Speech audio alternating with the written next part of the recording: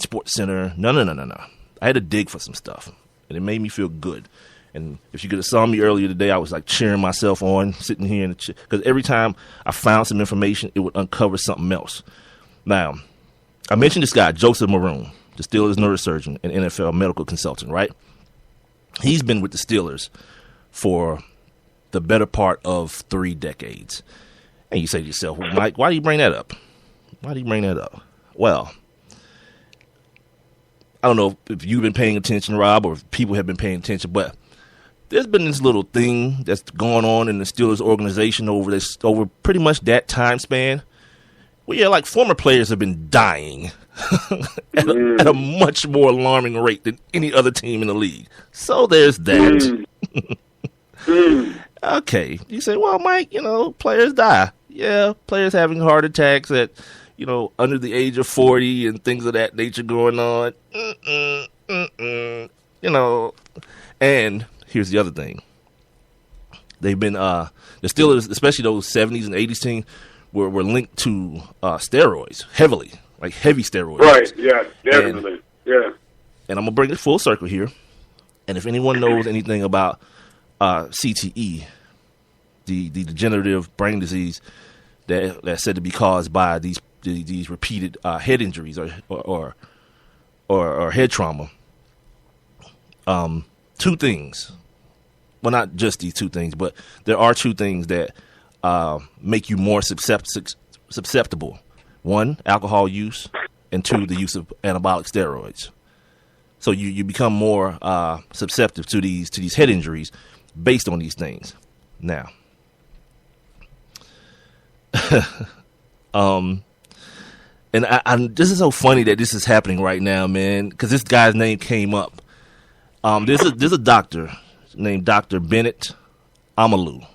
You say, who the hell is Dr. Bennett Omalu? Glad you asked. Dr. Bennett Omalu is let me make sure I get his title. He's a forensic pathologist, and he's from the land of Kenya. Now, that's important. It's important for you to know that he's from Kenya. This is a man who has no knowledge of the game of football. He has no working interest in football, any of those things, right? He's just a smart dude. He's a scientist, right? And the other name that you need to know is Mike Webster. Say, who is Mike Webster? People who are football fans. Mike Webster was he was a member of those Steelers teams. This Steelers thing is going to be a theme since their doctor's the one that says, "Oh, this CTE stuff is foolishness. What are you guys talking about?" A kid falling off his bike in the park, he gets hurt way more worse than 2 kids are running into each other head first. Yeah, right. Of course, that's a thing. It's like at some point, stop talking. Just don't say anything. Right? We know who you work for, and we know why you're saying what you're saying. So it immediately crushes your credibility, especially when you say something so outlandish and stupid like that. You're too smart to say something that stupid, basically. Okay, so back to the Steelers thing. Mike Webster. He's also known as the father of CTE. Why is Mike Webster known as the father of CTE? And what does he have to do with Dr. Bennett Omalu? Glad you asked. Well, Mike Webster, after retiring, had a whole lot of different problems. Depression, mood changes. His wife didn't recognize him anymore. At one point, he was homeless, like the real kind of homeless, under the bridge type of homeless. Then he ended up dying of a heart attack. When he died of a heart attack, he ended up on the autopsy table of Dr. Bennett Omalu. He walks in. Everybody's kind of weirdly. You remember the first time, one of the first times we met, Rob, and you asked me about Buck Blue. And I was like, I don't know, who the hell is that? Why should I know who Buck Blue is? Same thing. It was like, yeah, Mike Webster's in there. He was like, I don't know who the hell is Mike Webster. What the hell are you talking about? And it's like, Mike Webster. You don't know who Mike Webster is? He's like, no, MFers, I'm from Kenya. Who is Mike Webster? So they end up telling him or whatever. He goes in and does the autopsy, and he's the guy who. He discovered what's known as the tau protein in the brain. It's the white stuff, that white protein that grows around the lobes, the lobes with the frontal lobe or the rear lobe or whatever. Right. It's the protein that's connected to CTE. Mm-hmm. Now, this is where things get really, really, really interesting. He's looking at this like, what the hell? Like, what is this guy's deal? You know, is this dude like 70 years old? They're like, no, he's like 50. They're like, no, he can't be. He doesn't look like a 50-year-old dude. Because the other thing I did today, there's this Frontline piece that is basically just Dr. Amalu's talking. Like I said, I did a show about this last year. So today, while I was doing my prep work, I listened to it again. You know, I just had it on the computer playing, and I was listening to it again to make sure I remembered some of the things that he was saying about, one, this Mike Webster case, and moving forward, the other cases that he dealt with once he realized that something's wrong with this guy's brain. First, he thought it was something like Alzheimer's. He was like, no, this dude's too young to have Alzheimer's. This is what is this? So he ends up sending the slides out, the slides of the brain out to people that he respects, not telling them who it was, purposely, not telling him who he was or what he did for a living, but just like, what do you think about this? And they all came back like, yeah, this is crazy. It's not really Alzheimer's, but something's wrong with this dude's brain. And this is where the kind of the ball gets rolling on the whole CTE thing. So now my man feels like, well, I have a responsibility now to tell his employer. You know, this is a dude who spent his life. Well, before I get to that, he also talked to Mike Webster's wife as well to figure out what kind of things he was going through before he had died. So then he goes to the NFL. Dr. Amalu goes to the NFL and is like, look, man, this might be something y'all want to kind of check out for a minute. You know what I mean? This is kind of bad. This dude spent his whole life, you know, banging heads with people, never missing games. Here's the other thing, too.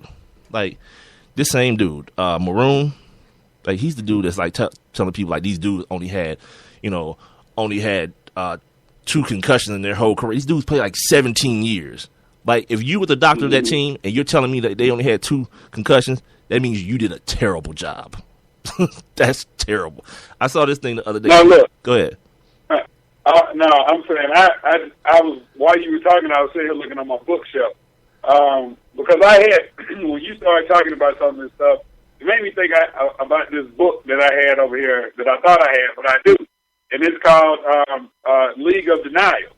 And in the book, it talks about their autopsy, and it talks about how their autopsy was one of, if not the, biggest moments in sports history. Mm-hmm.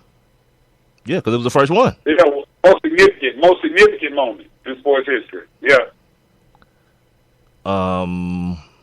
Where is this thing I'm looking for? This is gonna blow your mind because there's a couple of different cases in this.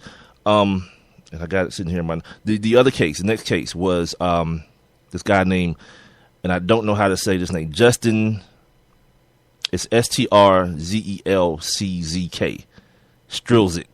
Strzelczyk? I don't know.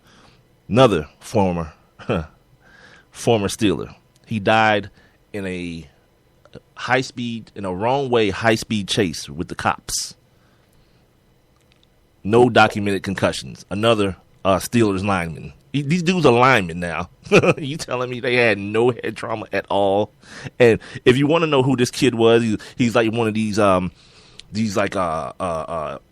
collar type dudes that like they had a quote from one of his friends who he played high school football with. Played college football when he went to the University of Maine. And basically my man was like, look, it's 2 options for me in life. I'm either play ball or I'm going to go home and pump gas. And if I got to go home and pump gas for $5 an hour, I'm good. That's basically what the quote was. So that puts you in the mindset of who this guy was.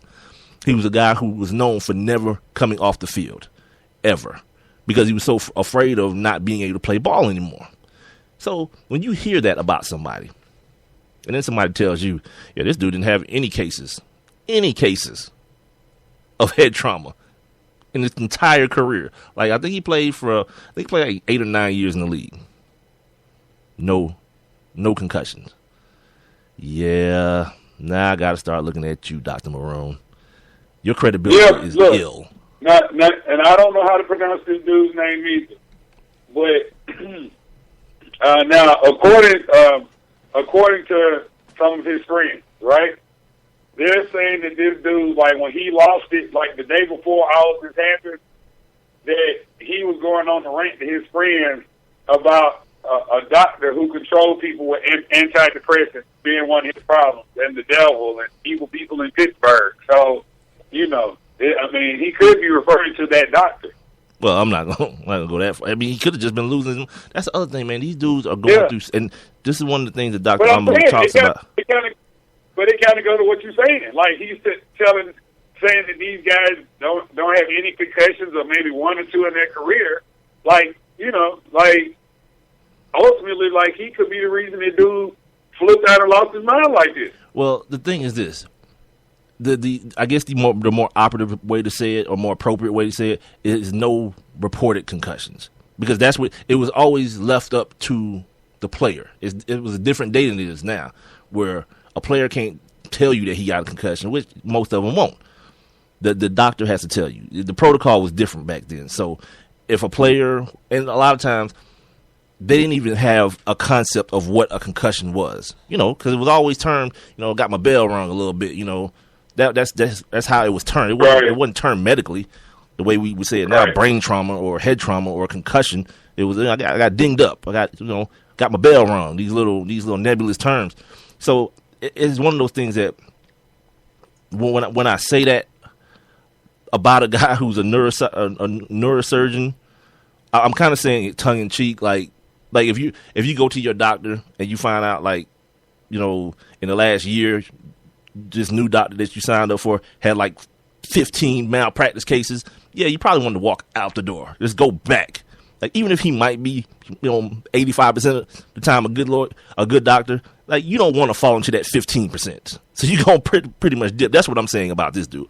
It's like if you're now the dude that's going to step out in front and say, well, this CTE stuff is crazy.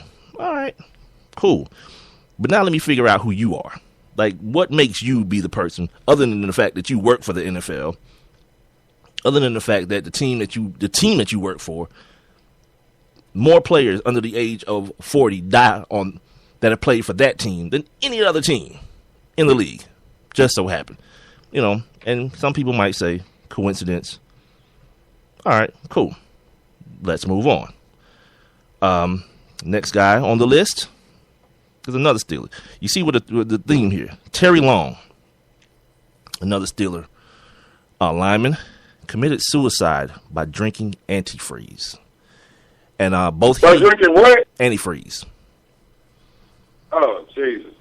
You know why? You know why people do that, don't you? People poison people with antifreeze before, to the point where they had to change. Because it's sweet. Yeah, they had to change the chemical makeup of it. People was putting antifreeze in people's Kool-Aid and stuff, and they wouldn't know it. And cats was in the hospital and stuff, so they had to put a little some bitterings in it or something to so people couldn't kill other people with it.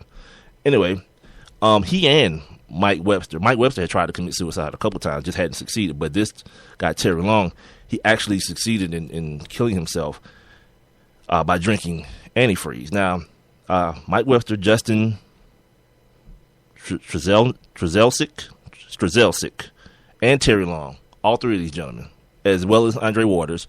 Andre Waters did not play for the Steelers, by the way. He played for the Arizona Cardinals and the Eagles. All